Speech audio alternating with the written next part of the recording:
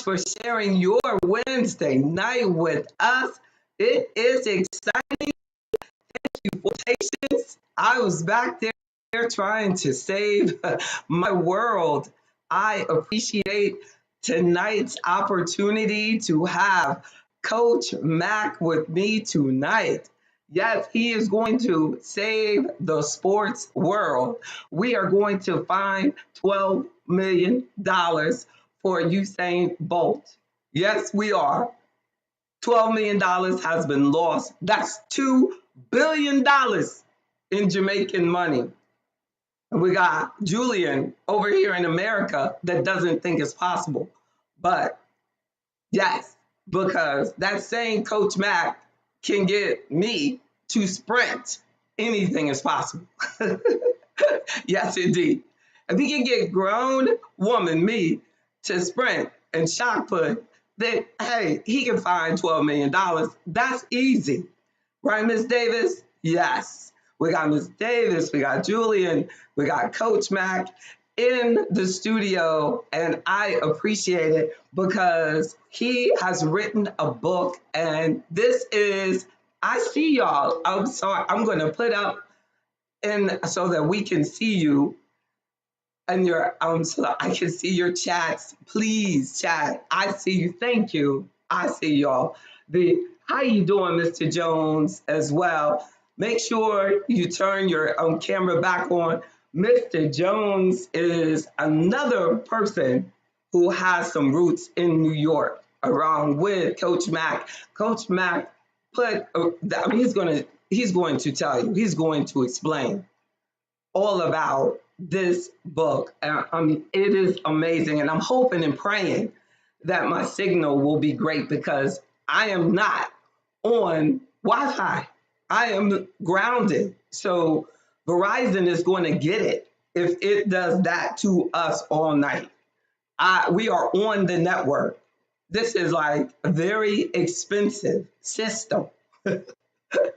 So if it lags, just make sure that you get with the FiOS and you tell them that JB Bryan was on Ethernet the other night, Queen Howard, get them, and that it was lagging for her. She wasn't even on Wi-Fi. She was paying extra so that she can have Ethernet when she goes live, and y'all were tripping. So, yeah, yes, indeed. So I wanted to make sure that our members over this Black History Month talk about the talents that we have in our Afro economics family. And who better than Coach Mack that has his whole life is an example of a commitment to just excellence. I mean, he's just an excellent human being. And uh, I don't know if any of you heard that saying where they say, like, you attract what you are. But, like, I had gone through so much in my life that I was wondering, like, why were these, like, negative things coming into my life? And then, or people. And then now I am so thankful for you all for being such positive people that God has brought into my life. You know, Mr. Jones, Miss Davis, Queen Howard. And when I met Coach Mack from a desire, because I truly believe that when you put out there to God what you want, like he will address the desires of your heart. And I put out to God that I want to improve my health and that I want the 10th principle of Afro economics is our health for us to become healthier and healthier, that God allowed me to meet Coach Mack, who wrote this book along with his co-author, but to also be a person who has been committed to good health his entire life, to become a part of Afro economics. You know, so God, how more present and how more bold can God be? So right, Mr. Jones, I see you like shaking your head, like it's, he's so real. It's just so real, like we can like sometimes, right, Mr. Golightly, like just get mind blowing average daily events. Like we can take it for granted, but when he started talking, and the way he speaks, like once you have a conversation with him, you'll see. Like every time, like he'll say something to me, he always says, like, "Look, Jake, I'm gonna teach you. Like I can teach you. It's always like from a positive place, always from a positive place." And I believe that if more of the world were exposed to kings like that Julian and Mr. Jones and all of you younger brothers, like I'm no doubt, I know that y'all, everything you ever wanted in life will be yours as well. Because Coach Joe Mack like has a beautiful wife, beautiful child, like that's like all over YouTube right now watching. That's just so beautiful. So here he goes, y'all. Look at that. A picture of health. Picture of health. I'm not going to tell you how young he is. He'll have to tell you himself. I hope that we can hear you. Let me hear your voice. Good evening. Good evening. Oh, I'm so upset I can't hear him. Can you hear him? Oh man, only I can't hear him. That would be the way that this thing would do to me. Good. I'm so glad that you all can. That's just sad, sad, sad for JB. Wait, I know what I can do, because I remember when I went in and it said something like, "Do you want to?" It said something about audio, and then I said yes. I mean, and it kept going before I could click, something with yes. Let me see if it will, you know, because I have these headsets in so that we don't have an echo. And these headsets, now y'all know why we were been echoing for the last year, because you always have that other challenge of the there we go. God is good. I hear you now. Woo! It's so good. Thank you so much for sharing your evening with me, Coach Matt. I love the book. I love your life commitment.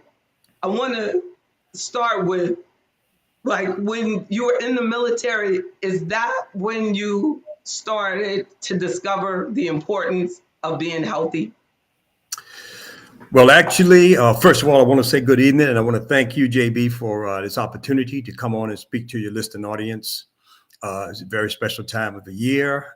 I want to kind of give a shout out to all my friends and family, my lovely, beautiful wife, my son, two daughter, and cousin Vince Wilson, all of the ones that are chimed in along with their friends. So, and I do that because I appreciate everyone. And I respect people taking their time to support me in whatever way they've chosen to do. So I want to make sure I acknowledge that. To answer your question, JB, So good. You're actually, so good. actually, my journey to health started probably before the military. I feel like I've been in sports all my life. I boxed when I was young. I was a Golden Glove boxer in New York. I, of course, was in track. I played football, college football, before I went into the military. So I was forced pretty much to be aware of healthy eating, avoiding certain substances, certain things that would hold you back in your desire to achieve athletic. So yes, I would have to say before the military. So, like, when you were in high school, you were in sports. Yes, high school sports. And pretty much really got active a lot after high school. When I went to college, I went to a community college in Westchester, New York, and was the Wow. first Black football player on the team, the first team Wow. they had in history. So, and that was a challenge. I was the only black. It was a pretty predominantly white college, but I was the only black on Wow. the team, and that was a challenge. But sometimes you have to overcome some challenges in life to get to the next hurdle. So that was a step. That's crazy. Like they had like a football team for community college. That's cool. That's rare, but that's New York. Yeah, yeah. That's New York. That's New York. You know what I'm saying? That's how you get it in New York. You get it. You get it, and you play that game, That's and they have circles for everything. that's so good. So then that's how you started like going to school because you have like all these degrees too. So and so you Well, started, you got accustomed to academics and athletics going yes. together. Yes, let me talk a little bit about the education piece because I speak about it in the book. And my motivation from that, I was raised in a single parent household. My mother didn't complete her education. I'm a product of the 60s. So the Jim Crow era, I was born in Sumter, South Carolina, where racism was bold, very bold position. So my Mm, mother instilled in all of us, but she drilled that if you don't do anything else, get mm, your education. So I kind of felt that mm, I was obligated to continue that journey. And yes, I was able to complete several college degrees and mm, several other things in the military. But that inspiration came from a parent who I watched struggle. mm, Here in the book talks about it. I'll talk about the book here in a second, but it mm, attributes to the lifestyle we lived and what have you. So education was paramount. Yes. mm. But like, how did it feel like being a child of a single parent way back then? Yeah. Yeah. Well, it was quite interesting. We had a strong, supportive family network. Um, and in South Carolina, before my mother moved to New York, everybody looked out for everybody. So even though she was a single parent, you had her sisters, my aunt, my Aunt Lala Mae, my Aunt Zola, my Uncle Henry, Mm, my Bunyan, all of the family just took care of each other. So you just went to that's someone's so house good. and had a meal. You went to someone's house playing with your cousins or your friends and go to That's sleep that so night, whatever. good. There was no question. That's so But good. later, transitioning to New York, the experience Mm. was a little different. The experience was a little different. Like Miss Kanika said, the village. Exactly. Yes, Exactly. exactly I that. I got Gamel Mack. Is that your son? That's my oldest. Yes, that's my oldest. That's He's so good. I call him the Orlando. He lives in Orlando, Florida. That's the Orlando Max. That's So so good. he's holding down That's so Orlando. Yeah. good. That's so good. I I can't. I would know. Like I was a single parent unexpectedly, and I have no help. So I can't imagine. Imagine having help. But Right. I just remember feeling so awkward, Mhm. and this was in the 2000s. Yeah. Yeah. That how your mom had to feel like way back then, like because Jesse Jackson Yep.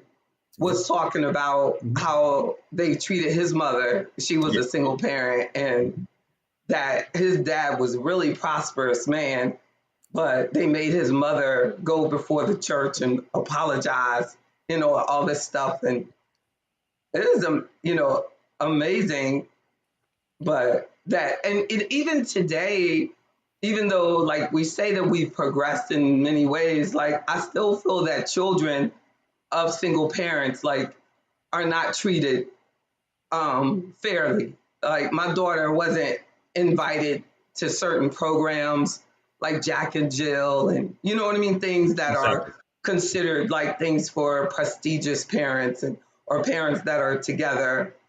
You know, so I really admire that you have given your children opportunities that because I remember when my husband, when he left, that was devastating to me because I was so frightened that my daughter wouldn't have the opportunities that I had because I saw how my friends that were from single parent households were not invited to certain opportunities, Exactly. and or were treated different. So they but like that you're just a beautiful person.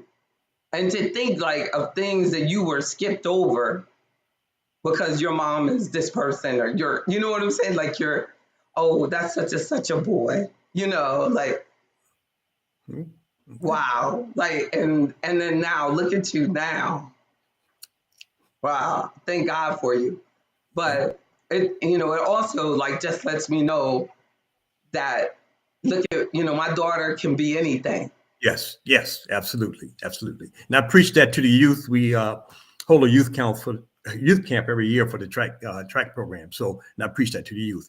I want to talk a little bit about the book, but in starting with that, JB, you have reminded me to mention, and you were just talking about it, that I said I was a product of the '60s, and I was able to get through life and achieve certain things, and it's largely tribute to strong Black women in my life. Mm, And you talking a little bit about what they had to go through and the sacrifices they had to make, and you all even today, mm, there have been some improvements. I'll acknowledge that, but even today, Black women are still facing some of that same struggle. yeah, So I want to give a special tribute, not only to the women of my era, but of those that exist today that are still on the same journey and amen, paying the same price. amen. As I talk a little bit about the book, just want to indicate reflections of the Winbrook years uh, Mm, actually came about, and to me, one of the most powerful chapters in the book okay, is a chapter called In Memoriam. Chapter 26 okay. came about because myself and my co-author, the year we graduated, we've been friends, high school and throughout life since then. Uh, Mm, but we met at the high oh, school I was working at one day and started reminiscing about friends we knew that were no longer here. And the list kept getting longer and longer and longer. And uh, it just, stunned us that so many of our mm, friends had passed away. mm, So we started writing about them first. So in chapter 26, in memoriam, we list comments, list thoughts about them. We pay tribute to them, sort of a respect and honoring them. My co-author, I want to mention Baba Jamal Koram, the story man. Some of you may have heard of him. He's world renowned, actually nationally traveler storyteller, African storyteller. And he was actually mm, the founder of the storytelling organization out of Maryland many, many years ago. And he came to high schools in Richmond and Midlothian and Petersburg every year to talk to the youth and inspire them. So he was a big inspiration in my life. And when we decided to write this book, we realized that we probably were the only two people from that era that could produce it the way it needed to be done and tell the mm, story the way it needed to be done.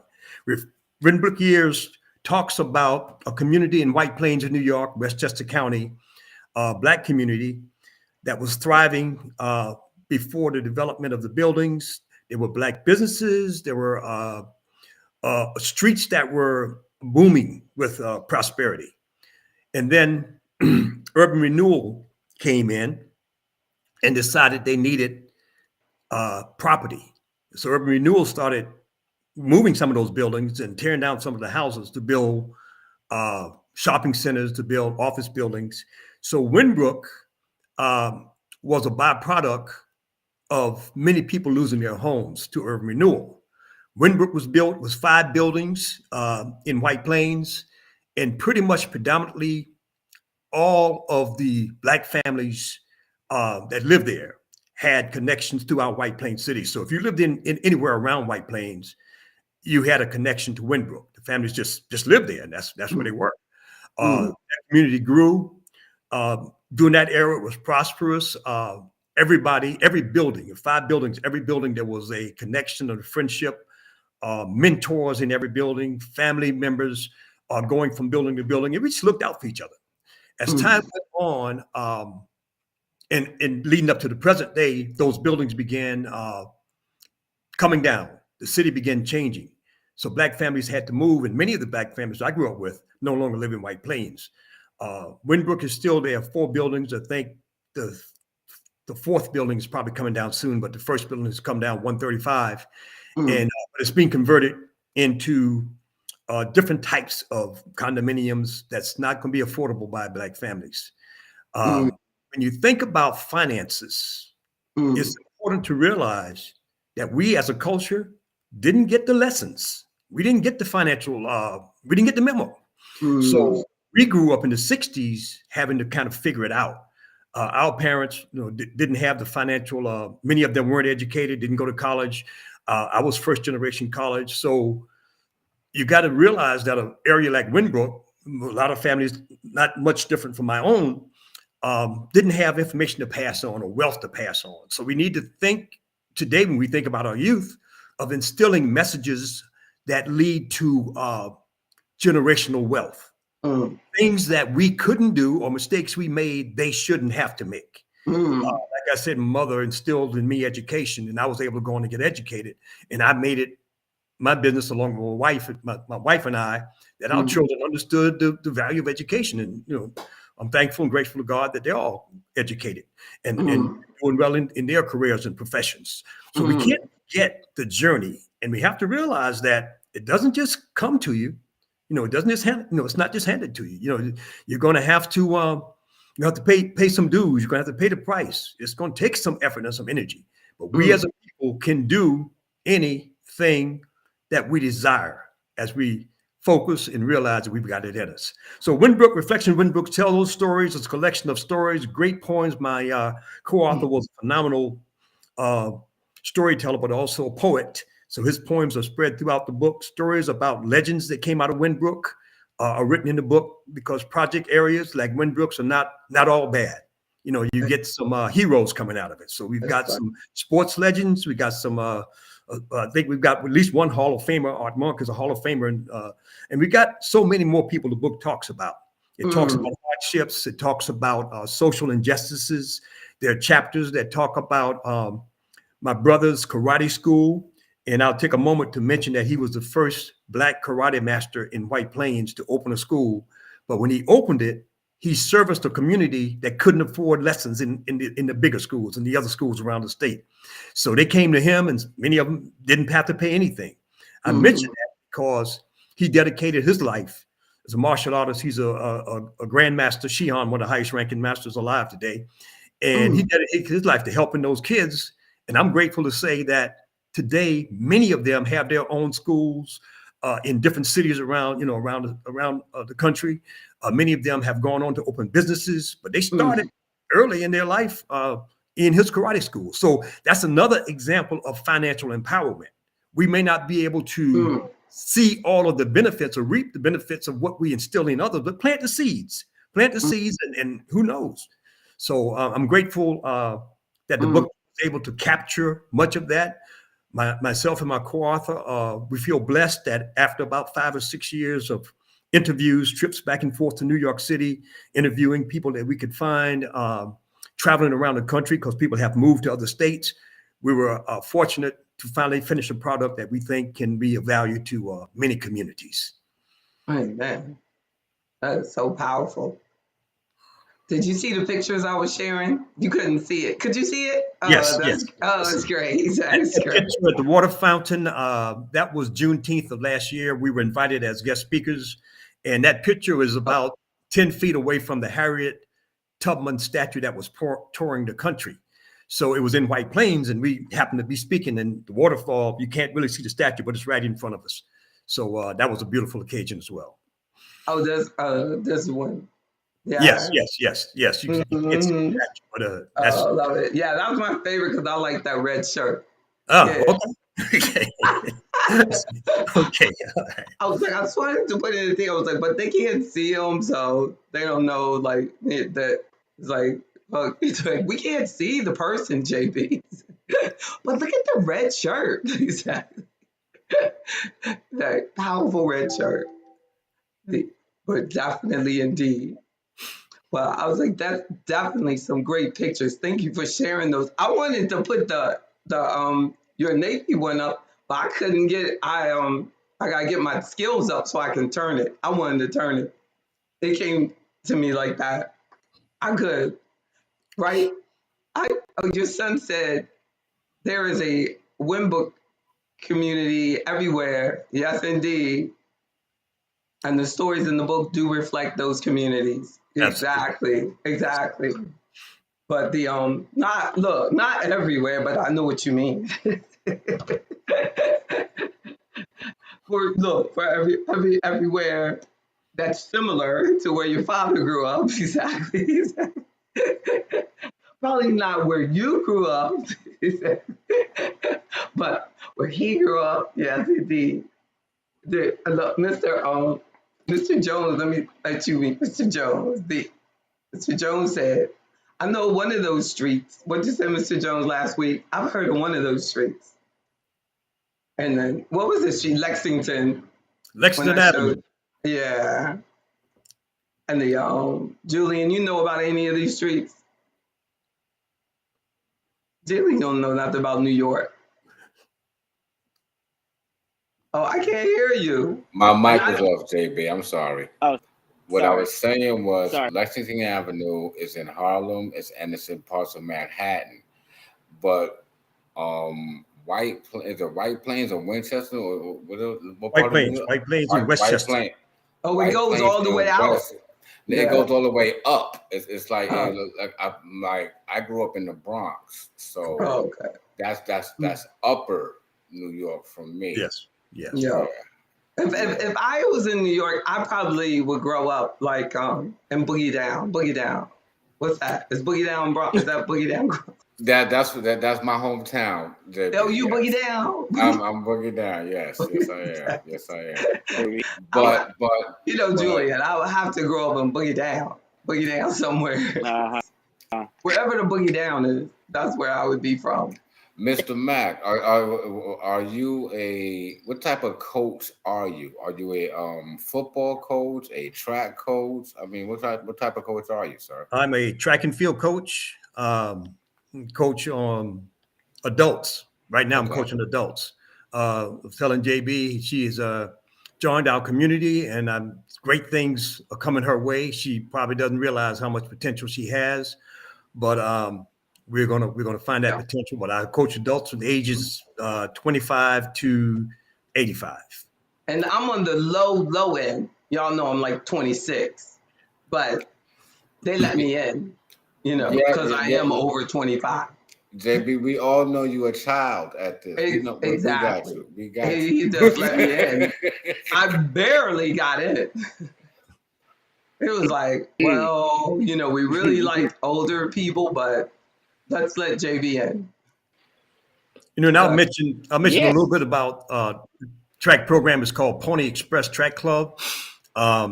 We started doing that, and JB was talking about it earlier, to provide an outlet for health for individuals after they reach 30, 35, and they say, well, we can sit around and eat potato chips or whatever and put on weight. But he said there's another option. So people who came out, some of them had track experience, some of them didn't. We don't turn anybody away. We'll take whoever has a desire to come out, work out. We also put no expectations on our members. In other words, you don't have to come out and be a champ the next season or win a race the next race. We just want you to come out, dedicate yourself, train.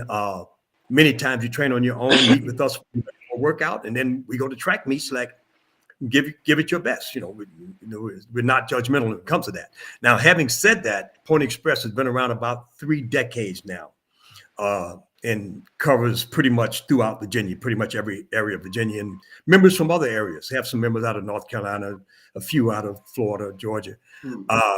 But this club is kind of small compared to other clubs, about 30, 40, 50 members, male and female. But this club has achieved some pretty significant accomplishments. We've had a few national champions. We've had Keith Witherspoon, who's a national triple jump champion. John Brooks, who's just last year won the 60 to 65 division 400 meter national championship at the Nationals in Louisville, Kentucky, in Lexington, Kentucky. So we are not necessarily one of the biggest track clubs in the area, but we bring it. We come, we mean business when we come. And there are those that compete at that level, and there are those that just come in for the workout and won't be able to achieve that level. We don't discriminate. But hear that energy? That energy. That's what I want. I just want that energy for the rest of my life. The passion, I hear it. I know, like Bottle it up. Exactly. Right? Right? I want that energy. I want to be like Seriously. bouncing through the screen like for the rest of my life. Like that is all, that's everything. That's priceless. That's real wealth. That's real wealth Oh, because you I got have a all the question. money in the world, but you can't buy that. I got a question for Coach Mack. Being from New York, have you ever coached at any high schools in New York? Because I didn't graduate from Walton, but that's where I went. Okay. Were you familiar with Boys High in Brooklyn? No, Okay, so no, I'm not. No, I'm not. okay, well, I coached some of the athletes from Boys High, but I didn't start my coaching career until until I was in the Navy. I Okay. competed for the Navy and eventually started coaching at San Diego Naval Base, where I coached a few national champions there. But so I did coach high school, but it was here in Virginia. I coached at Tucker High School in Richmond or Henrico Okay. before I left there. Okay. Mr. Jones is now retired and he is in Washington, D.C. Oh, okay. You will know soon because the sirens will come by. Thank you, JB. Don't come for us to do that. It's not And all. Well, her, Mr. Jones, I have a daughter that lives in Washington. She was a track runner at Virginia Tech, Imani Mack. So she's wow, my that's so family in good. general has been athletic, including my wife. She did track in high school. So, and we stay active today. We go out, we golf together and stuff like that just to stay active. But I I love it. really try to reach out to the community, try to give back. Everything we do in Pony Express, all of my coaches, I have a phenomenal Mm, coaching staff. I think I have the best mm, coaching staff in the state. Uh, None of my coaches are on a payroll. So we do this for the community. It's all volunteer. The clinics we mm, do for youth is all volunteer. We take mm. donations, but nobody's on the payroll. I mean, it's Amen. love of the sport and what they do. They do it. They do it for that reason. Imani Mack, Mack. Oh, dressed in black. That's such a name, though. I wish my name was Imani Mack. You wouldn't be able to tell me nothing. What's your name, Imani Mack? Coach Oh Mack. my, Last name Mack. she should Yes. think her. Oh. You know what I'm saying? My name is Imani Mack. Oh, that is a nice name. Yeah. I Imani, have you a question think for you. parents every day. Yeah. Now, when you guys meet, are you all competing with everybody, or are you competing with people around in the same age bracket and 30 and up? How does that work? Okay, it works. It's age division. Age division. So we on the Masters national level, which JB now is a part of the USATF National Track and Field Organization. You have 5-year increments. So someone who is 55 would compete 55 to 59, and then 60 to 64, 5-year increments. Mhm. I'm Your trying to come competition to is terms with my age age. He wasn't referring to me. But Yeah. if I were in that age group, he wasn't referring. He said someone. I don't even know I what y'all see. laughing about. He said if someone was. He did not say someone you knew and loved. He said if it was. I need someone No, to I really clip am that. coming to terms with that. I actually put my age on Facebook the other day. Didn't I, Miss Davis? I did. I put my You did? powerlifting. I did. I put my powerlifting goals. Maybe. I think you might. Yeah. I did. I did not on the Afro, but on my personal page. I said, I just can't say it. But I wrote it, Hmm. and I have a birthday coming up within 30 days. And on my birthday, I am going to say my age. I don't have a problem with it. I I would don't like, have a problem with my age. I JB, I'd don't like to have a go problem. back to something that you also Thank touched you. on earlier. Since I'm shouting out all of my children, I got one more, and that's my youngest son who lives here in Richmond. Financial Thank empowerment. you. Financial empowerment. Again, we stressed. My wife and I stressed education. We didn't tell them what they had to do, but try to find Right. your niche, your goal, the thing that works for you. My youngest son, Tahir Mack, lives here in Richmond, and him and his um, co-owner of his company that he's has started about 5 years ago, and they're doing very well. So Oh, he good. now has a company called 180 Degree Support Services. And him I and love Douglas Hood, they co-own the That's company, and it's serving the community. So I guess I say that to say we want to try to plant these seeds in our youth, in our so young good. adults. We want to encourage them, we want to support them, but let them do their thing. Let them do their thing. Don't be a parent that say, well, I'm going to put my thumb on you. You have to do this, you have to do that. Just let them grow and flourish. So I'm grateful. And I thank God that my 3 children, the one in Florida, the one that's here sending the messages every now and then, Mack, he's with the Orlando Fire Department in Florida, the administrative department. I love it. And Toya, my daughter, she's a physical therapist. And so in Maryland and the DC area. So I'm blessed. I'm blessed. Let them do what they need to do. So financial empowerment, comes sometimes just from providing the information and knowledge to them. I love it. That is so cool. But it's so true that once you give yourself, like I was telling my father one time, may he rest in peace. That I was telling Dad, I was like, self-esteem is like everything.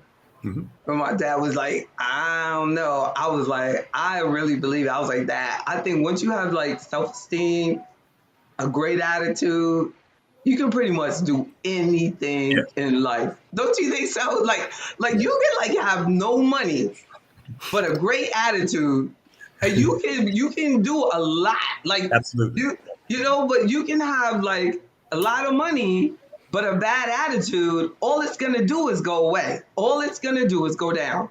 All it's gonna do is go down. But a person with a great attitude, all they're gonna do is like go up. All they're gonna do is just go up. All they have to do is just stay in that lane and have a name like Imani Mack. And you're gonna do anything in life. It will come to you. The Winbrook community, I'll tell you, folks there didn't have a lot of money. They had a lot of love, they had a lot of encouragement, determination. And the adults made sure that they mentored us. And my brother here from the Bronx, he might be familiar with Co-op City. He knows the projects. There's a lot going on in the projects, and I tell you, so many people came up short, didn't make it. I mean, the drugs, the shootings, there's this. Right. Back then, there was a numbers game. People would play the numbers. I don't know if you're familiar with the numbers, but they would run the numbers. And so, but to make it through that, you had to have the support of your parents, your mentors, and your church. And your church. The night we got the news that Brother Malcolm X was assassinated, I was at church on a Friday or Saturday night at choir rehearsal. I was the youngest member in the choir, but I was at choir rehearsal that night. Now I say that to say I could have been out the streets, I could have been in the club, where my mother said, "No, you're going to be on the male corps and you're going to sing whatever you can sing." That's right. And she always told me that I don't have to worry about anybody killing you because if you don't listen, I'll kill you myself. Amen. I tell you what, I don't know if she was serious. That's right. But I didn't want to test that. That's right. That's right. My dear brother. No, I didn't want to test that. So no, but she ran a strict household, and she had to. She had to. But yes, so yes, you have to think in terms of when you give things to your community. You always don't want to say, "Well, I'm going to give something just to get something back." That's you have to think in terms of fitness, physical fitness. That's right. Is financial, spiritual, physical, taking care of your health. All of those come together. And when you do that and you find people that's like-minded with that, like a track club or whatever your mission might be, then you're gonna grow. You're gonna grow. Amen. It is so true though.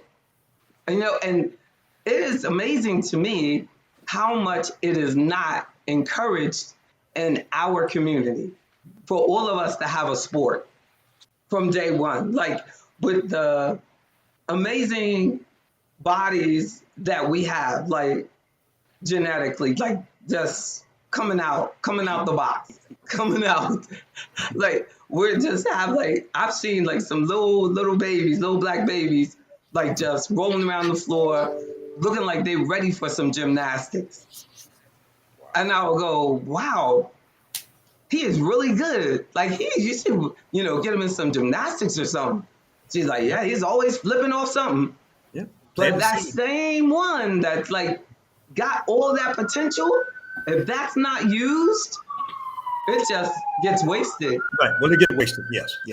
It gets so wasted. Like Liz Kanika saying, it costs money. But I'm gonna tell you, if we, oh, he stopped it because it did. Exactly. I told you, Mr. Jones. As sirens were coming, he tried to stop it. We already heard it. So the same, but if you take that first step, like, but the thing is, Kanika, everybody spends their money on something. Everybody spends their money on something. But isn't that true? Everybody spends their money on something. That's true. That's true. You know what I mean? My family, as highly educated as we were, we had a Cadillac, but my family was not going to spend no money on me being in the sport. They were not, but they were going to get that Cadillac. You know, man. like, right? Yeah, they were going to get the Cadillac. And what I'm saying is, like, we're getting the education, but we're not making the proper investments Right. into our children. And other communities are making the sacrifice. They're not riding in the Cadillacs. It was a Cadillac when I was growing up, but I mean, you know, I'm so young. Still And there. It's still you know, there. now it's like Porsche, now it's Lexus, now it's, you know, but like the G-Class Benz or whatever, the parent, you know, that like we gotta reallocate the money. Yeah, Bugattis and the shoes, you know, like we have to invest the money in getting the coaching for our children so that they can get that scholarship. If you'll do that when they're in middle school and get a little coach when they're in middle school, like, and that's why I invest the time in my powerlifting, because I was dying at my desk. I was literally just dying. I was like dying at my desk. And people sit there and they go, I can't afford that. I can't afford that. I can't afford it. And I literally was like, I can't afford not to. And if you look at the research, people that exercise make more money. All it does is help me make more money. You know, because I can make more money for longer too. It's going to keep me rich. And now at the gym, there is some lady who stalks me because she says her boss wants to buy my business. I'm like trying to hide from her. I'm like, will you stop on? Like, you know, but why are they coming after me? Because they know I'm making money. Because they know I'm in there every day. They don't want to buy a business that's not making money. Right. They don't want to buy from somebody that's not healthy. They don't want to know, you know, they know I'm doing it. And I was like, maybe she'll go away. Don't want to come back. Just talk to her. Just talk to him. You know, you might do it in 5 years. You might so and so. You might so and so. You know, like but that's from what? Like looking healthy, being attractive, being fit, doing what you gotta do. Like we think just sitting at your desk is gonna put us in the right set. It's not. And when we go out like that, that is people who truly are making money are investing in themselves. Right. In some way. Exactly. And a big way is your health. Yes. And you got to take at least 20% of your time should be spent on you. On you, like just I gotta go out here and do this. Like I get up at 4 a.m. every morning, including Saturday and Sunday. And we get it in. Hey man, that's why I told Julian last week, I was like, there is no time of your life where you don't, you know, work out. Because he was like, yeah, I'm working on some other things right now. I'll get back to that, you know, but there's really no time. Like one of my clients was joking on me. She was like, you got that young boy laughing. No, I told him already. He knows how old I am. JB, if I can Yeah. chime in on Yeah, something else you said, uh-huh. it brought to memory when you mentioned sports. And I've been in sports, I feel like pretty much all my Right. life, but been coaching and working, doing some things. Um, in school, when I coached high school track, um, my students that were on the track team had a grade standard to achieve. Now, I expected them to achieve on the track as well, but I explained to them that track may not be with you all your life, but your grades can get you places that you need to go. So I set this grade standard, and the parents that wanted their kids on the program, signed and agreed. And as a result, many of them became, track champions and state champions. But some of those that did not went on to become lawyers, doctors, college. Because if you education, you can't just get in college off your reputation, your name. You have to have something kind of transcripts got to look good, and so Mm-hmm. many of those students went on and achieved at levels that I'm very proud of today. One of them is a member Amen. of the CIA up in Washington D.C., and I'm sure that going through Amen. all that wildness and everything. But I'm just saying that to say that if the kids get the right message, whatever sport they're in and whatever, sports Amen. can be an avenue that would allow them to achieve at whatever level they're striving for. Some of you probably Amen. know my cousin Vince Wilson from his daughter, Britton Wilson, went to Godwin High School and Mm. stayed in the books and went on and became a state champion. And now she's a world champion in Wow. track and field. She's at Arkansas University right now, but she's a world champion. So her life is going to be, laid out the way she'd like it to be laid out because, she's one of the best in the world. So, of course, that brings other opportunities. Now, Amen. yes, there can be an expense and a cost in athletic camps and all of that for your children, but I'm going to say you can find a way. Amen. It doesn't always have to be some of the big fancy track camps. You can find a Amen. way.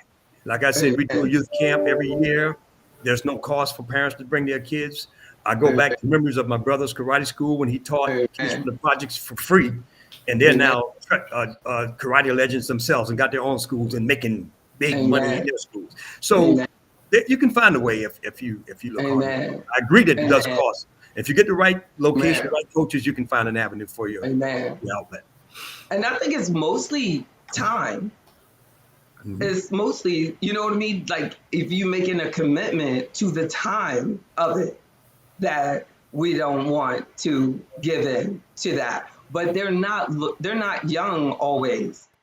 And I just, remember with, I wanted my daughter, since she wasn't interested in sports, I was like, well, then music. And she loved music. So I was like, then she'll be a multi-instrumentalist.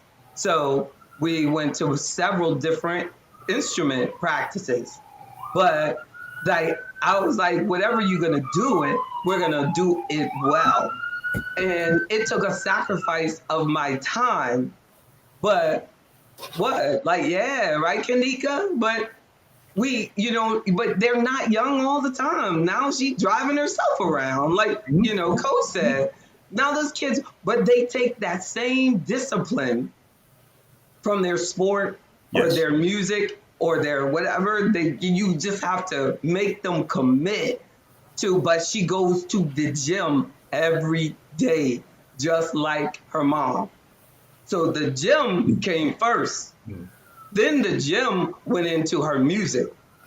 But she was an athlete first. We were in all the camps, all the basketball, volleyball, because she's so tall. She had to convince me that she really didn't want to do it. I was like, because I was determined she was going to be an athlete. I was like, this girl is so tall. But the doctor promised me she was going to be 6 feet tall. She's just my height. She's only 5'8". But if she had got 6 feet tall, she was going to be up there. She was going to be playing basketball for somebody. But she's only 5'8". But that time was so worth it because she's that discipline. And they say that children that play sports or get into something are less likely to have teenage pregnancy. they're going to be more intelligent because they're activating that central nervous system. It's preparing them to do the calculus. It's preparing them to do the music. It's preparing them, athletes, great athletes, they say are operating on a genius level in their brain. People just are not catching on to the level of intellect that it takes to do what LeBron did and discipline that takes. You laughing, Julian. Hey, man. You better hail to the king. Hey, look, I ain't set records last night. Yes. That's what right? Like in a couple of years, that's gonna be you with whatever it is you decide to do.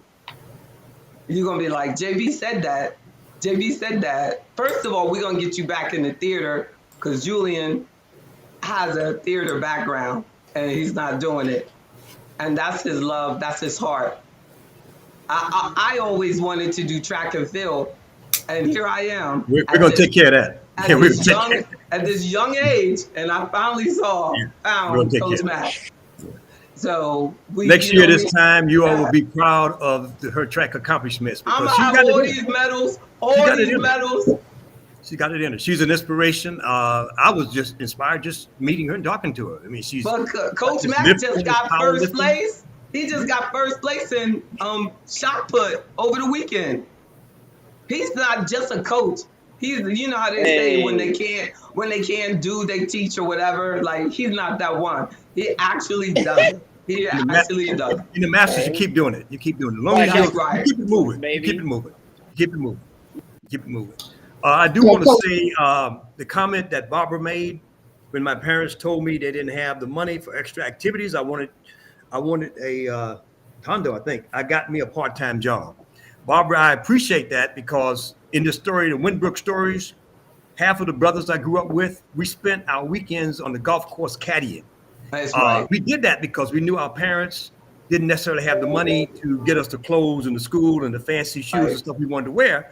We went out and we made money. We came back and carried 2 golf bags on our back, call it a double 18, and we come in. They weren't paying a lot, but it was paying enough to help us get things we wanted without taking finances out of our parents' bill paying money or whatever they needed to do.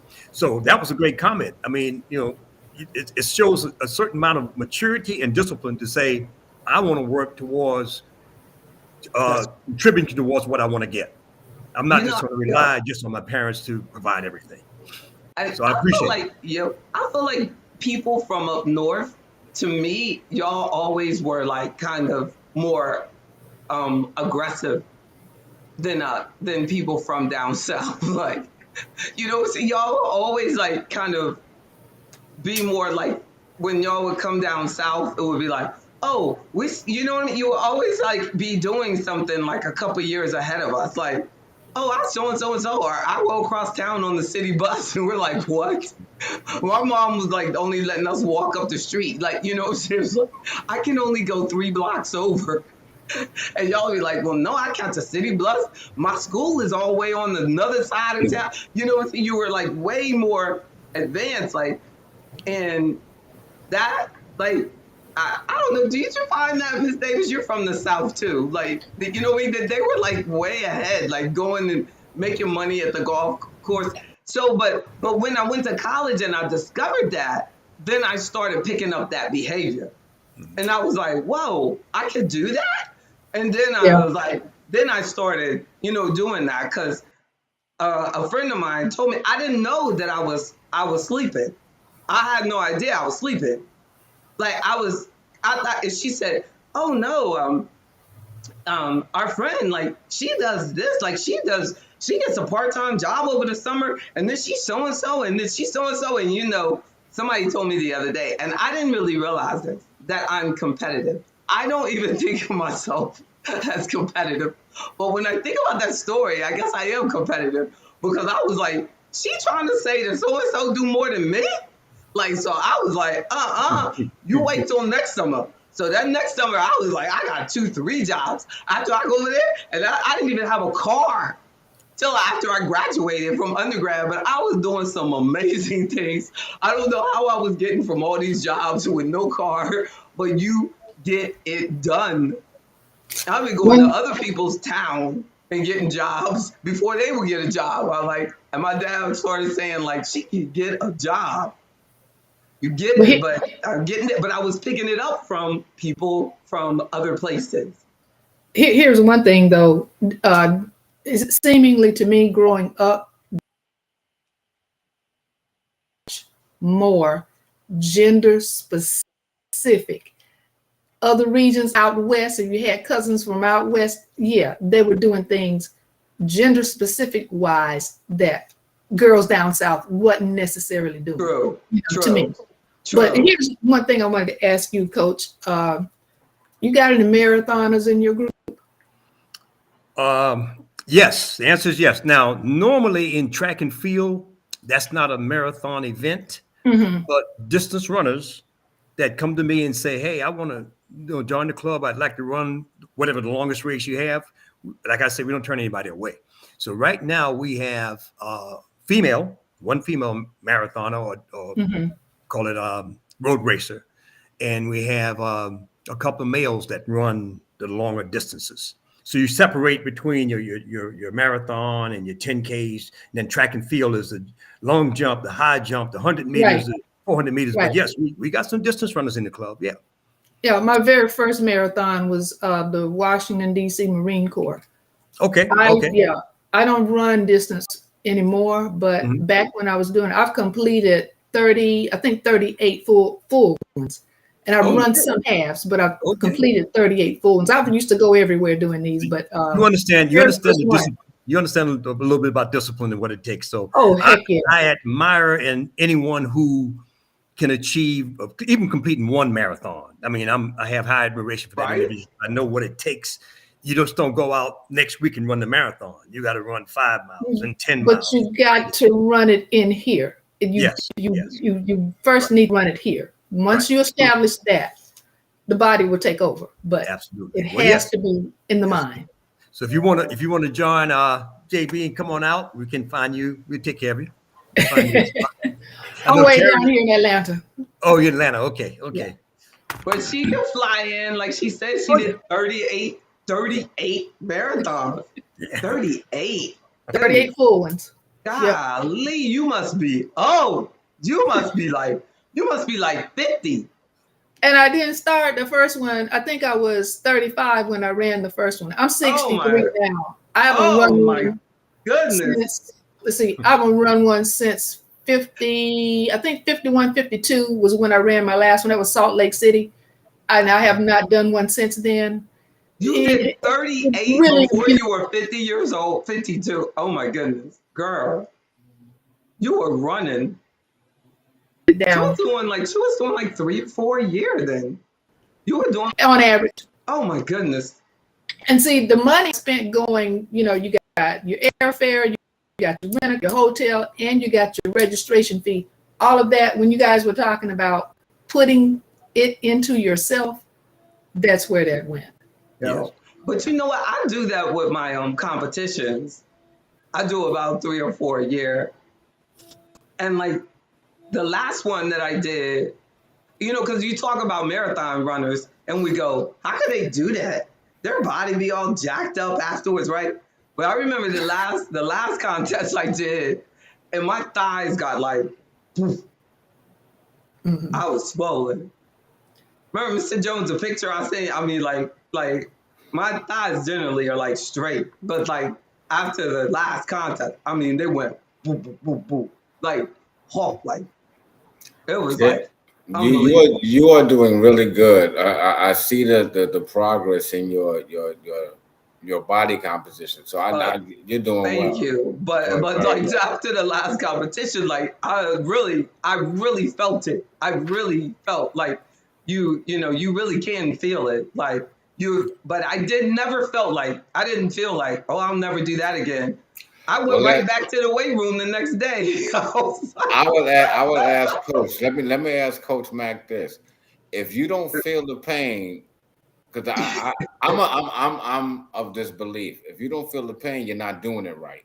Is that right? You terrible. Well, Uh, there is there's a threshold. There's a certain pain versus a soreness. Okay. Pain yeah. versus soreness. So if you train and you're doing something and you don't get sore and tight, then you didn't really achieve what you needed to. Mm. Now, pain exceeds that, where you might say a pulled muscle or something, then you back off. Right. Yeah. Every time you work out, if you haven't been training, you need to achieve a certain tightness and soreness. It lasts a day or two. They call it the DOMS effect, delayed onset muscle syndrome, but it's really 2-3 days after you train well, you get tight and sore, and then you get better after you come back from it. Mm. That's right. Spoken like a pro. That's right. That's right. Yeah, I didn't feel like I felt like that. I felt like I felt dehydrated. That's really what it was. Cause I was jacked up. I was jacked up from dehydration. I didn't drink enough that day for some reason. And when you like get, that's the only thing about competition day. A lot can go wrong. Like when you're running the marathon, like that is the day you've been leading up. So you're just being healthy all day, all the whole whatever time you're training, and then when you get to that day, you can lose your mind, and forget. I just forgot. Drink water. Drink water, and that is a long day. I probably was like sipping like a little cup, and I don't eat all day. Like, when y'all come to a competition, did you see me eat? No, I don't eat. Like, just go. And then you just like don't. So you're not drinking, you're not eating, and you're lifting 1,000 pounds. So it's it can be a lot on such a young body, but you don't feel it till, as Coach said, till about a day or so later. But the next day is when I saw. I was like, whoa. And that was probably as I was getting rehydrated, and I was like drinking, and I was filling it up. Then I went to a party that night, Rosalind Jackson's party. When I should have been laying down, I'm out there dancing. Because Roz doesn't play. She was turning 65, and we got the party. And at least it was a sneaker party, because if it had been a high heel party, Imani Mack, I couldn't have made it. Oh no, it would have been over, all over. But that's what athletes do when they're entrepreneurs. As your son, the entrepreneur, would know. We just keep going. You keep going. Clients call. I know she was shocked that I still showed up, but I was like in there. I was like, I'm coming, Rosalind. You only turned 65 once. I'm coming. But she had a great party. It was a great party. It was a sneaker party too. And I did not know that a sneaker party meant that you could actually be dressed up on the top of your body and be sneakers on the bottom part. I was all athletic. Everybody else was dressed up. And that's a client that is the 1975 Virginia shot put champion. So we've got athletic champions all up in Afro economics. That is amazing. And she didn't tell me that until I said on Facebook that I'm going in the track and field. I had no idea. And she said, yeah. I was like, come on with me. And then she got silent. She went crickets on me. Like, we got to get her out. That would be amazing to have her back out. I hope you're listening, Roz. We want you back. We want you back. That would be great. Wouldn't that be something to have Virginia's 1975 shot put winner back active? She will be a threat. Well, Coach Mack, she's already got the technique. Yeah. She would be teaching. You could have her over there teaching us, and you could be teaching the men, and we have you a co-coach. That would be so great. That's so true. And she would say, I don't remember until you did something wrong. That's wrong, Coach. I can see her tell. I was like, no, you don't remember. your son said all that talk of running is why I stick to swimming. He likes to swim. Big time swimming, and Hey, ain't no he is he has done some miraculous training and taking care of his body and some things. I'm just so proud of himself. So, but he swims 3,000 a lot. meters. He's also a Navy veteran, so he was in the Navy as well. But no, he can get it done. He can get it done. Oh, in the Navy, that's why y'all like to swim. So you can swim too. Yeah, I can swim. I can swim. Wow. I don't know about that swimming. Can you swim, Julian? I mean, I can swim. I'm a fan, but I mean, I can swim. Big size pool, you know, a few times. At 3,000 meters, bro, I'm gonna need to help some. Y'all out here pacing me. I don't even know what 3,000 meters. I don't know, Mr. Mack, like what 3,000 meters That's some are. Like, miles. I don't is know. it a mile? I know. Like, I don't know how many laps. That sounds like a lot of laps. Some miles. Exactly. Dang. Well, my I son don't had to tell you how far that is in the pool. Out here. That's over a mile on the track, but he'll have to tell you about the pool. I know, that's a lot. That's a lot of laps. Not a swimming. Look, I don't know. Look, does he get to put those fins on his feet? He's like, no. Look, them great big Deep sea fins. scuba diver. No. Yeah, look, those great big fins, they help you go fast. Like, you'll be going fast up in there. You put those fins in your feet, you like really think you swimming. You are really doing something. Get the whole set. But I took swim lessons because I really wasn't confident at swimming. So as an adult, I took private swim lessons. Oh yeah, and then but before I took swim lessons, my daughter, I had her in swim lessons, so she's real comfortable in the pool.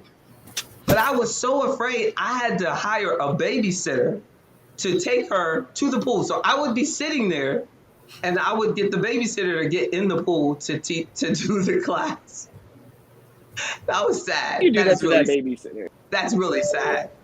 Until my daughter felt confident to get in there by herself. That is sad to have to sit there. Like, I didn't let them go, but I would have to sit there and watch them in the pool. And I know those people were like, that's her mom, like sitting over there. But it was like, I don't know how to swim, and somebody's got to save my child. So so we go to Busch Gardens, and we're on this slide thing. So she's like, my daughter's on the slide thing, and I have to take my own slide thing because what? I've spent all this money. She's real confident. She's like, I'm not getting in that slide thing with you, Mom. I got my own. So she's on the slide thing. I'm on the slide thing. And when we go down the inner tube, mine flips over. So I thought I'm dying. Oh, Julian, I'm at the bottom. I'm under the water. I'm dying. So the little girl comes over. She's tapping on me. I'm dying. I'm screaming. I'm kicking for my life. And the little girl, she said, stand up. I was like, what? She said, stand up, ma'am. Stand up. That was really embarrassing. Shallow water, man. Yes. It was like at my feet. It was like at my feet. The little girl was like, stand up. That's when I knew it was time to take lessons. But y'all should have saw me. I was down there kicking for my life. You know those are going down the ride. I could only imagine her like she's like. You know, I mean, and the girl and the little teenager had to make me just feel really stupid. Like she didn't even try to make me feel better. She just like, stand up, like, get up, lady. Yeah. So before you all leave me, I want to make sure that Coach tells us how we get the book. Okay. This is a big book that will change your life so that you are not stuck in 1 foot of water and all you got to do is stand up. Okay. All right, thank you, JB. My closing comments on the book, and let me say that one of the motivating factors for us writing this book is we realized that our Black communities, I was in the 60s and the 70s, our Black communities were just simply disappearing. And along with that, the buildings were gone, the streets were changing, the families were dispersing. We thought those memories needed to be captured.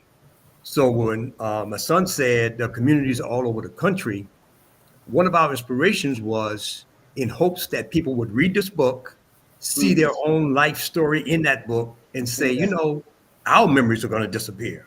If you think about it, once those of us that are here are gone, if we haven't done something like this, they're gone forever. So we're hoping that we could encourage people to read this book, dynamic stories. I mean, sports, track, great boxers, Carl the Truth Williams, from White Plains, all these people, these legends that went on to become either world champions or near world champions, they're all mentioned and talked about in the book. But the families are paid a special tribute. So if you get this book and you read it and then you say, well, you know, I need to talk about what happened in South Carolina, what happened in Detroit, or wherever it might be, because those memories are going to be gone. And as our culture, once they're gone, no one else is keeping them if we don't. So this book can be obtained on Amazon just by putting in the name Reflections of the Winbrook Years, or you can go on to Winbrook Reflections. You can simply Google Winbrook Reflections and it'll come up, and you can click on that, and then you can order a copy of the book.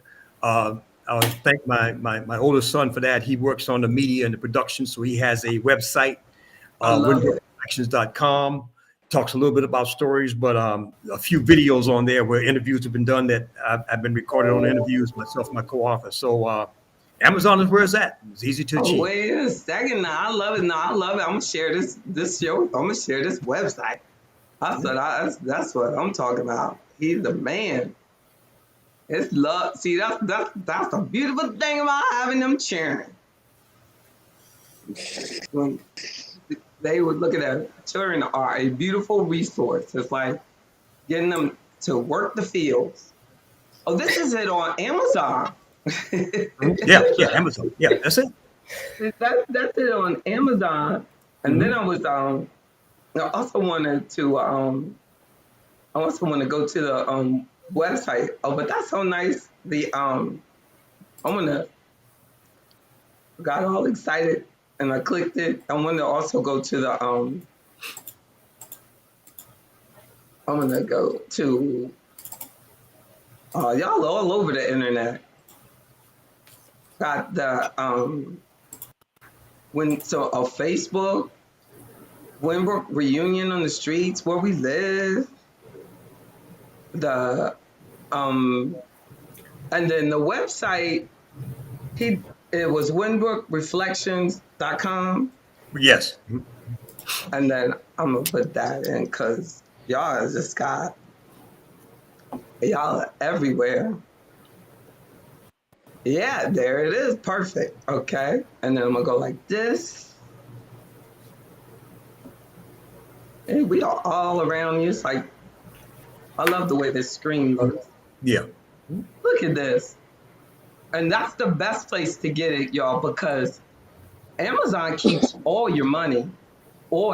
So always check our website first.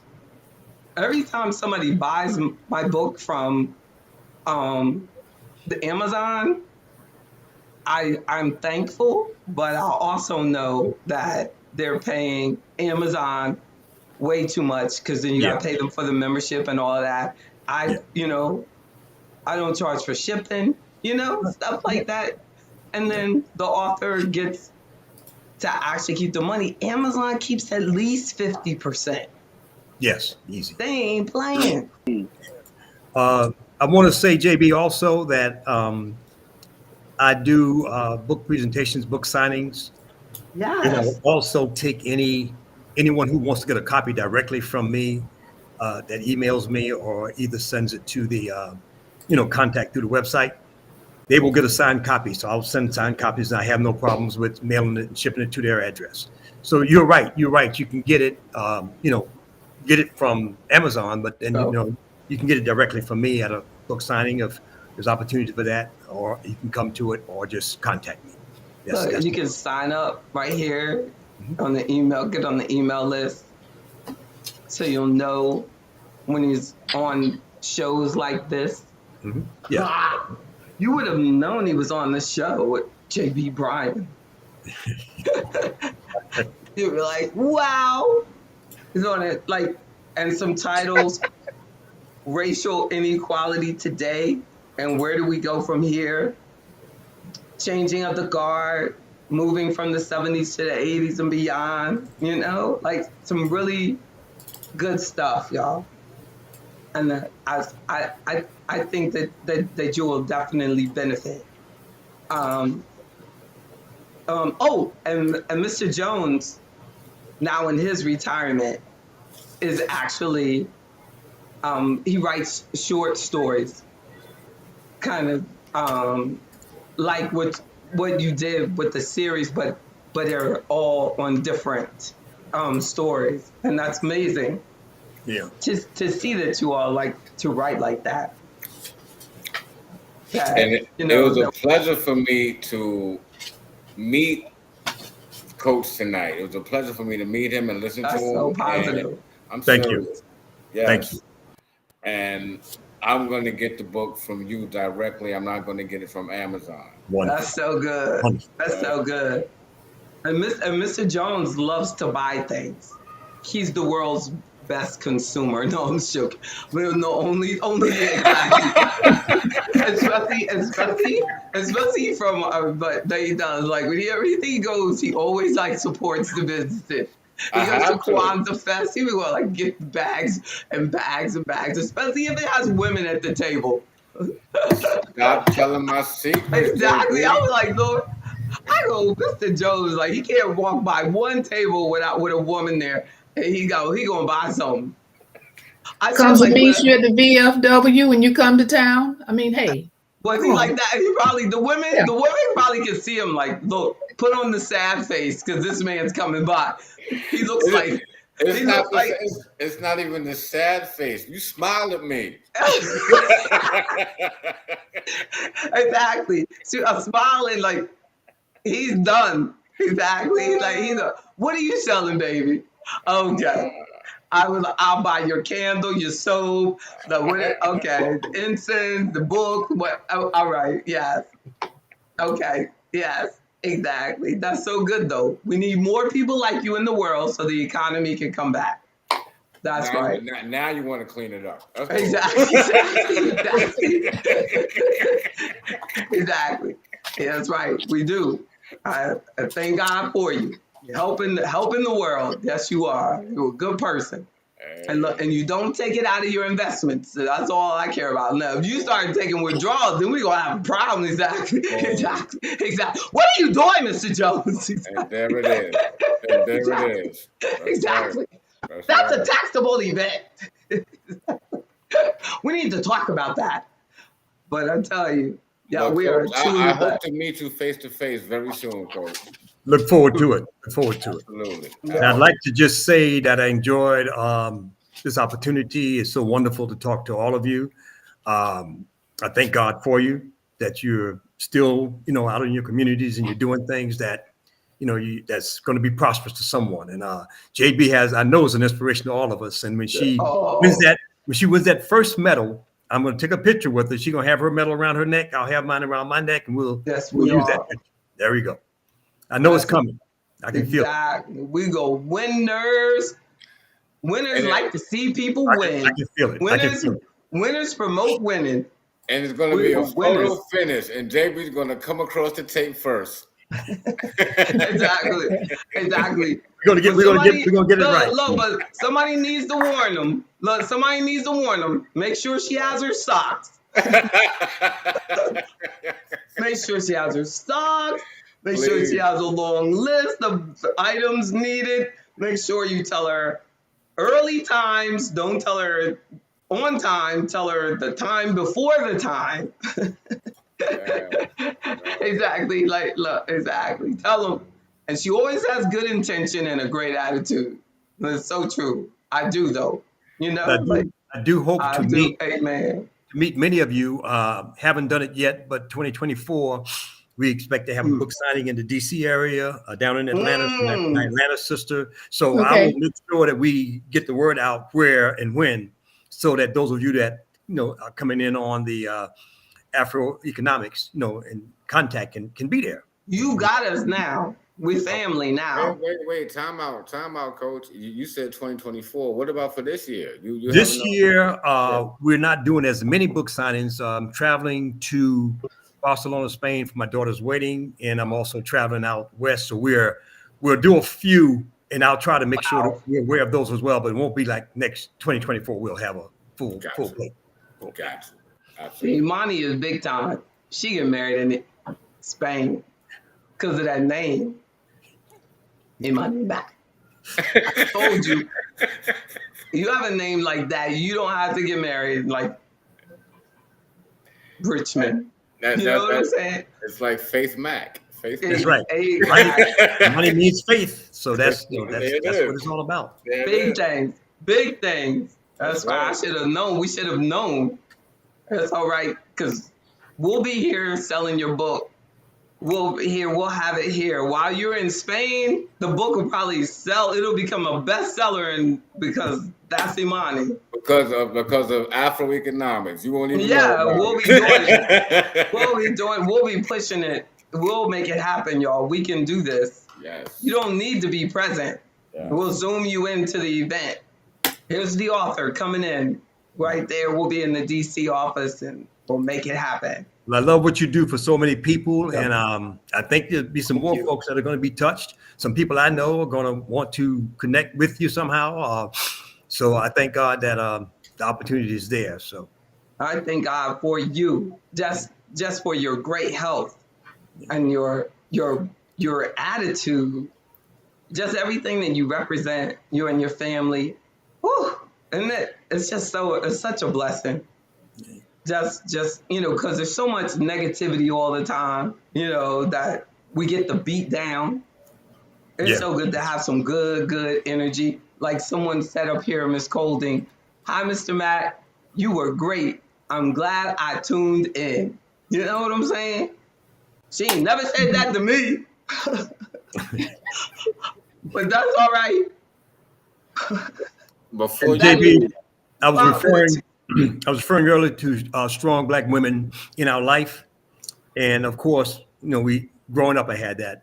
But I would be remiss if I didn't say that much of what I do is with the support of my wife. She likes to stay kind of in the background, but I have to say that I just don't feel I would be able to get close to accomplishing what I do without her support. Man. She makes the sacrifices as well. Every trip I make, she's there with me. She's handling I can go talk to folks while she's handling all of the paperwork or whatever has to happen. And she's just been a blessing in my life. So we just celebrated 40 years of marriage. So we just had our 40th anniversary, and every year has been like the first year.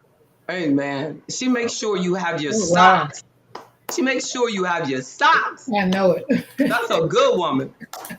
You know what I'm saying? Like, I was at one of my competitions. I got up there and the lady said, "Socks!" And I was like, oh man. I didn't have my socks. And I had taken them out, and just by the grace of God, one of the participants had big calves and he gave me the socks to wear. And I think about that man, a big white guy, almost every day. And I was there for that. Oh my God, I remember Don. I think about that man almost every day. So I know you're thankful for your wife. Absolutely. You know what I'm saying? Like that. Because, when he handed me them socks, he ran outside and he said, and he handed me them socks, I just started crying. And I was like, and Mr. Jones and all my friends were up there like, we don't have any socks. We don't have the socks. They were like, damn. And Mr. Jones was like, I know she got some big ass legs. I don't know what I'm gonna do. I know I can't help her. I don't know. I was like looking at them big guys and I was like, I hope one of them realizes that I need the big guy leg. I gotta get a big guy to give me some of them socks. So Big Don, I think I'm gonna see him maybe because he lives in Baltimore and he was training one of the guys. He wasn't even working out. He wasn't in it. So Right. thankfully he was a trainer. I'm gonna see him when I compete in Maryland. I'm gonna come running in there with some new socks. Because I give to one and I'll be like, Don, here's the socks, and I'm thankful. Thank you for your red Under Armour large big calf socks. But Mr. I Jones, know how she you mentioned feel. that, and I almost forgot. This month, the 25th of February, we'll be at the Black History Gala in Alexandria. Okay. I think it's in Crystal City. But yeah, come on by because we'll be doing we have a vendor table there. We'll be selling books and signing books, both myself and co-author. Oh, So come on by. It's You said February 25th? February 25th is at the gala in Alexandria. If I can, I will get the address, contact information to JB, and then she can get it to you. But yeah, I'd love to he meet you will. He Please will do. be there. He Please will do. like if you. in DC. Yeah, Yeah. Yes. Please do. I'm Please telling do. you, he'll go. love to meet you. Come on in, say hello. My co-author will hopefully be there with me, and my wife will be there with me. So get a chance to just fellowship a little. So come on in. One of the things I want to talk to you about is this. You say your family is Navy, and I have my baby sister is active Navy, and I was leery about her getting into that. So I want to talk to you about what made you go that route, and how did it all work out for you? Yes. Let's chat. Come by. We'll take a little time and chat about it. Absolutely. And his son was Navy too. Yeah. Right. Yeah. Come on by. Yeah. I'll be That's looking forward to seeing you. beautiful. I'll be That's looking forward to beautiful. seeing you. Can't wait to see you, sir. Yeah, absolutely. That's so great, yo. So see, it's gonna be great, and it's funny because I'm gonna be in Northern Virginia that weekend, but I'm in my certification class, and that's something. Yes. That's great. God is good Absolutely. All the time, JB. all the time. Absolutely. All the I time. truly appreciate you all, and I appreciate the questions, the comments. I can feel the sincerity. I can feel the love. I can feel that good things are going to continue to grow out of this whole year, the rest of our life as coach. Look, chapter 21 is my story. I see it. Yes, I do. I see it. That's his son. Exactly. He's so on it. And then, as Coach Mack wrote, may the rest of your days be the best of your days. So I'll tell you. Wrote that's his comment in his book. So you have to get your own signed copy of the book too. Absolutely. 25th. I'll be there. Right. I'll be there too. That's right. So how are we going to get Usain's money back to him? With our question of the day is now they're saying, before y'all leave me, is that the account didn't have his name on it. So that can be a major problem if you sue to get money back that you don't have your name on. So he may have given the money to somebody else, and now he wants to, he was kind of backdooring it. And we have to be very careful with things financially. As an athlete, as regular people, and everything, but especially people that with high exposure. So JB, quick question. Who is the highest paid black athlete? Because I don't know. As of the day before LeBron, before this happened with LeBron, Right. it was still Michael Jordan. It was Michael Jordan. The 1.6 billion. Yeah. Okay. But LeBron might be able to pass him now. Because, but for Jamaica, of course, it would be Usain, because being the fastest man in the world it pays a lot of money. I know Mr. Wilson, Money Mayweather should be right, but Money Mayweather is up there, but not really up there.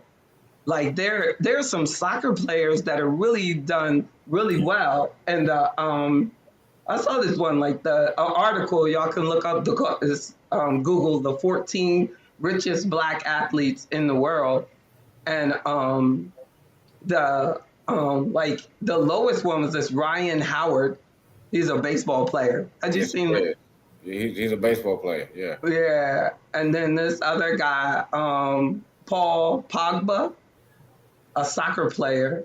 He was 125 million. Wow.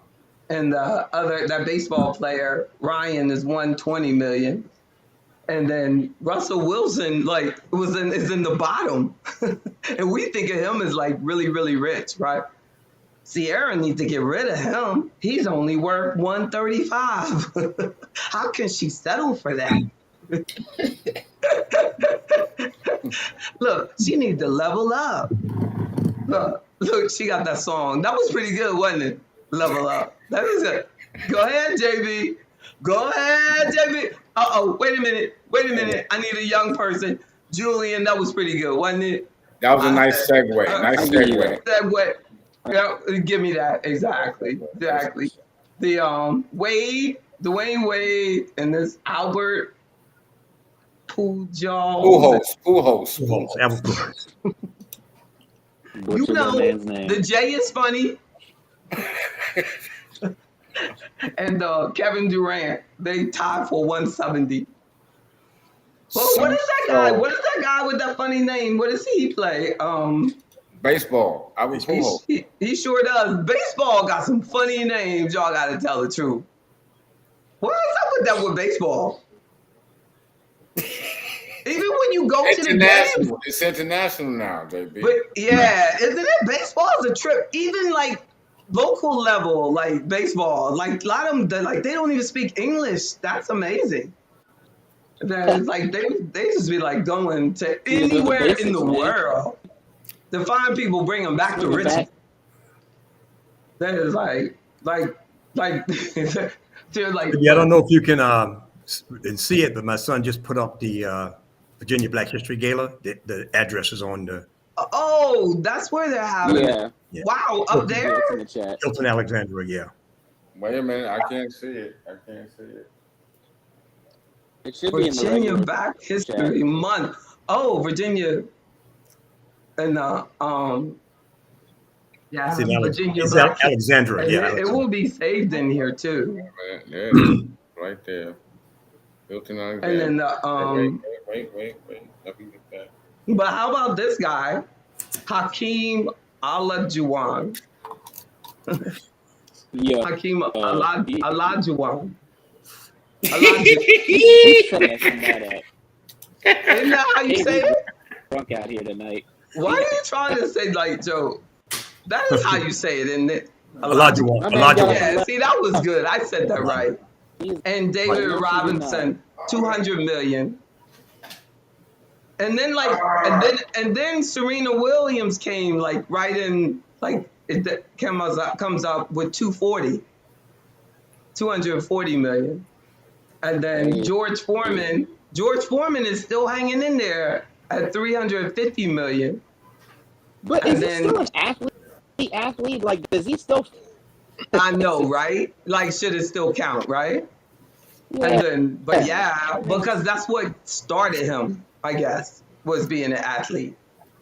His money came from being an athlete, but these but all of these, then you would count out most of them. But you're right, like we should just only look at the ones that are actively playing. Is that what you're saying? Like, yeah, you know, and then look at them as business people when they do business.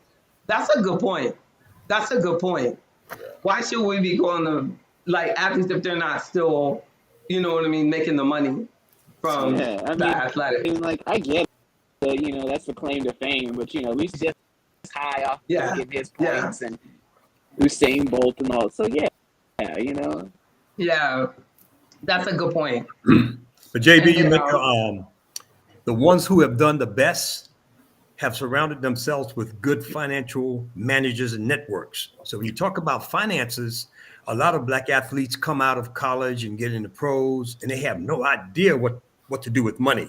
That's right. They get taken advantage of in many cases. Right. So the key is putting that team together, and it could include an advisor, it could include a investor, you know, someone who is, you know, you're going to pay for that, but it's going to save you being, losing your interest. We talk about Usain Bolt. We don't know what kind of financial management program he had. Now he's $12 million. Exactly. $12 million. And a lot of times they deal with whoever the manager deals with. Right. They don't get to know who they're dealing with. The manager says, this is my boy or this is my girl, and she does this. So JB Bryan doesn't really have to get to know the client, only have to get to know the manager. And that's where they make a mistake. Right. Because they should be getting to know who's dealing with their money. Sure. They should be getting to know who their bookkeeper is, who their accountant is, who their, and they're not controlling it. And then when stuff goes wrong, they don't know. Like if it could have been put in somebody else's name and he didn't even know they did it that way. Not even aware of it. And many of our athletes are young coming out of high school, college. They're 20 to 21, 22. They really don't have that experience. Many years ago, several decades ago, an athlete from this area, basketball player, number one draft choice, named Joe Smith, drafted by the Golden State basketball team.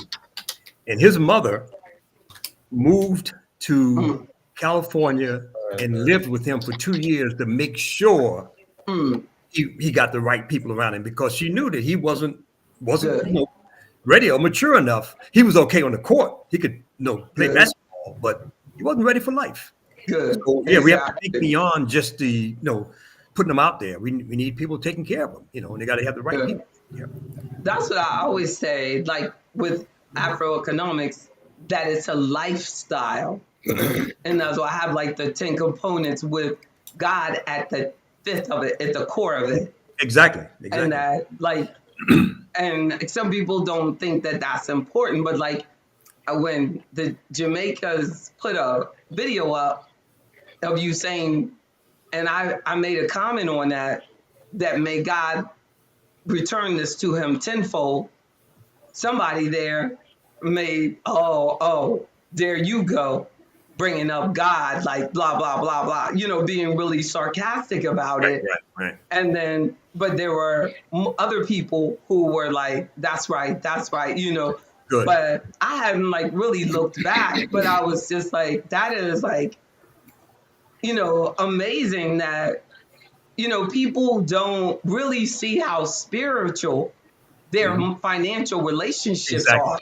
Exactly. Like, because there are a lot of times there's, I will feel when a client needs me. Like, I'll I will feel when we need to be contacted, or when I haven't talked to them in a minute, or that something is wrong.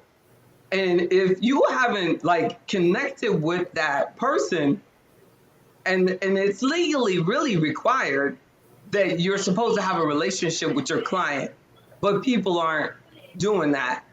So a whole bunch of like illegal stuff is going on, but the celebrity doesn't know that they're being exploited because they haven't talked to anybody like me. They don't have a relationship with a real advisor.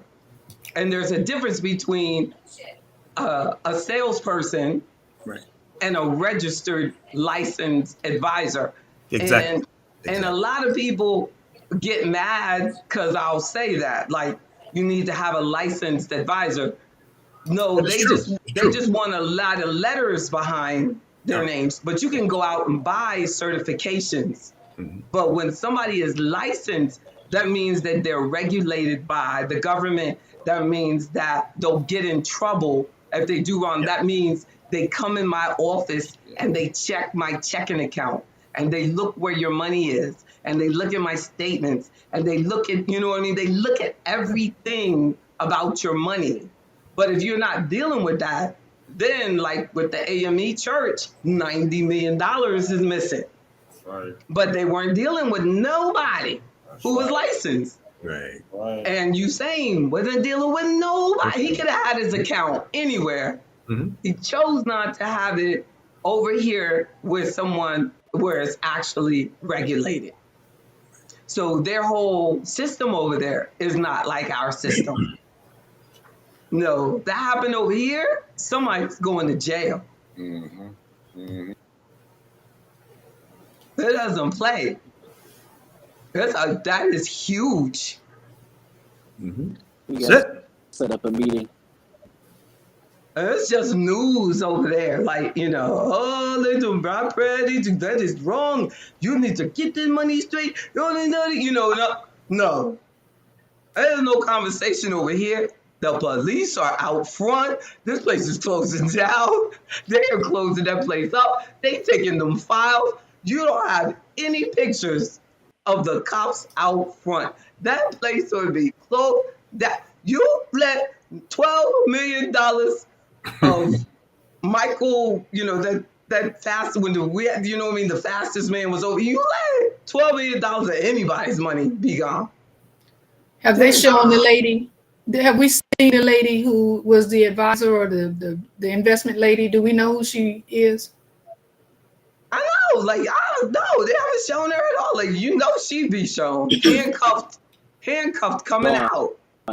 She's gone. She took that 12 million ran. She ran faster than that. And that was like some guy. Like there was some guy that was connected that came and asked. Like some guy confessed. I think that someone was suspicion of like what's going on or with this account or something. I don't know. But there's a whole bunch of other people involved. Like his is just a big account, but there's a whole bunch of regular people who have lost a lot of money. This is my question when it comes to this kind of stuff. And we got, forgive me for saying this, but we got a woman involved in it. What does she look like? Oh, yeah. Have we seen the advisor? Because if she has on a red dress, it's hitting her right at, her where. Yeah. Or there may have been frolic among friends. So all of the information that's been put out there may not all completely be 100% factual. True. Yeah. And unfortunately, like, you have to really stay focused. And from some of the reports, it looks like our brother Usain doesn't stay too focused like he should on some things. Like, he likes to party, it looks like. But you can't, like, it's Barbara saying she left the country. Bill Cosby told Oprah to sign her checks. He shouldn't have been talking at all. Bill Cosby should have just been shutting up. Because signing your checks don't mean nothing. Signing checks, people walk up to you and say sign checks. That doesn't mean anything. Do you know how many people sign checks? Have you seen that Elvis movie? Oh my goodness. Everybody should see that new Elvis movie. That will make you feel sorry for Elvis. They jacked Elvis up so bad financially. I don't know about that. That might just be poetic. Huh? I said, I don't know. I don't know. Poetic justice at that point. Oh, Elvis? Yeah. I don't know. Like, that is sad if that is true. It was like, but he never left the country. I was like, Elvis could never leave the country. His manager was like, wouldn't let him go out. He was basically owned by his manager. Yeah, well. But closer to home, the Whitney Houston movie, there was some financial my goodness, issues in that. Even with her father, there was some things that it wasn't right. Oh, it's terrible. Isn't that terrible? I mean, and the thing that she was introduced to drugs and within our own family is so sad. Yeah. When everybody went through so much effort to blame it on Bobby. Mm-hmm. I know what. Yeah, he had to come. Said nope. She was already, because they were saying she was the one that got him. Wait, what? Yeah. Oh that's sad. That's sad. That's really sad. Like, I mean, your habits, and that's why Afroeconomics is so much about habits. And it took me 20 years to put that book together. And because literally, it is the habits that destroy the client's money. It is not about the stock market. Like everybody really wants to think that it's about, oh, JB picked the perfect investment for me. That's the easy part. But it's their habits that destroy it. They're, like, now, granted, there's some like you saying who are like, possibly victim of an idiot who is taking the money and putting it into some bad investments. But if he had better habits, he would never want to be associated with that person in the beginning. He would choose different people to be his advisors from the beginning. So it's like that wouldn't be, on his that firm wouldn't be on his list of advisors. That person wouldn't know how to entertain him. Because if he likes to party with getting drunk and he wouldn't be able to be my client. He wouldn't be satisfied with me because that's not how I party. I party by laughing, but by drinking, no. Anything that's intoxicating of any form, no. It's not going to happen at all. And I just don't support it as a part of life for anybody ever. So, like, if they don't appreciate that, then they're not gonna, they're not gonna want that. They're not gonna want it. But if they like that, then that person is gonna know. And if they can keep you drunk, like the word says, be sober minded, so that you can decipher ignorance like that. And when they come at you with some stupid stuff, you can go, nah, this don't feel right. These people ain't right. You can feel it, and you'll pass on it, and you're looking at it as a news story. Because if y'all saw the crap that people come at me with, and they want to get in front of you with that crap, and I've seen it come as news stories later. That how many people wanted you to be an FTX and wanted, no. God protected us from that. No, and that stuff pays, and there's a whole bunch of people that made money on that, a whole bunch of celebrities that made money on that. But what? The small people lost everything. And possibility that dancer, they think, may have killed himself over all that he lost in that. So we gotta really just think about how am I gonna be responsible for everything in my life? And I think that the key is being sober-minded, developing great habits, protecting yourself and just making it a way of life to look out for your healthy interests. And being disciplined. That's it. Just disciplined. That's it. Shut it down. Shut the nonsense down. Yeah. I bet he could say 1,000,000 times, I knew they weren't right. I knew they weren't right. Mm-hmm. Says his daughter was in the process of cashing in $25 million insurance policy for $2 million, but the paperwork was fumbled, so she never signed it. $25. Or she's only getting $25. Take my leave, but thank you, Miss JB, boss lady. Yo. And yes, indeed. Definitely. Y'all go and enjoy your night, but I think you get the point that ultimately we're going to have to protect ourselves no matter how successful we get. No, because this, there's just going to always be somebody trying to come in between you and your success. It's so sad. I wish I could say, oh, well, this is happening, because I was thinking, I was like, what can I say? Because, even in America, you see that kind of stuff happening, even though it's not supposed to happen. And even if they put them in jail, you still can't get your money back. You saw with Bernie Madoff. And they went in his office and they audited him every year. But he knew all of the right people. He knew all of the right people. Oh, Elvis's daughter is getting $25 million. That's good.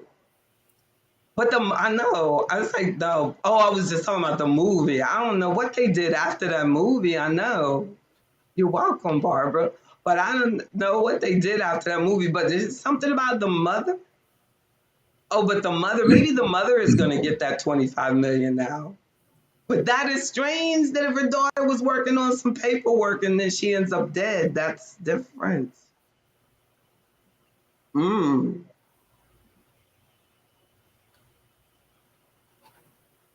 That's different. 25 million. I've seen people kill for less. Whew. Oh. Y'all be careful. Well, great night. Thank yeah. Thank you. We can talk forever, couldn't we? Thank you, JB. Thank you. Thank you so Thank you much. all. Thank you, I love Coach. Good meeting you. Looking forward to seeing you next at the end of the month. Absolutely. That's I want to say good Good night. meeting you, Coach. Absolutely. Pleasure to Bye. meet you. I want to say good night to all my crew around the country, different states that chimed in. I appreciate you all as well. And hopefully the wisdom that was shared on this tonight on the program by JB and her guests can maybe be something positive. You're the best. You're so good. You're the best. I'm learning. Much love and blessings. Much Right. love and blessings. Good night. Night. Good night. Good night to all.